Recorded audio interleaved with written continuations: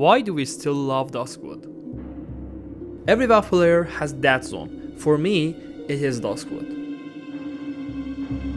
It wasn't just a fog or the undead, it was how Duskwood made you feel you weren't supposed to be there. The music was quiet, uneasy to be honest. The quests were personal, and you weren't the hero here, you were just trying to survive the night. I remember grouping up for stages with strangers.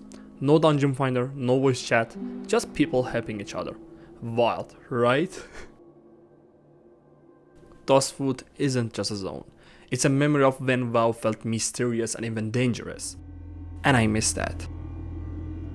What's the zone that you never forget?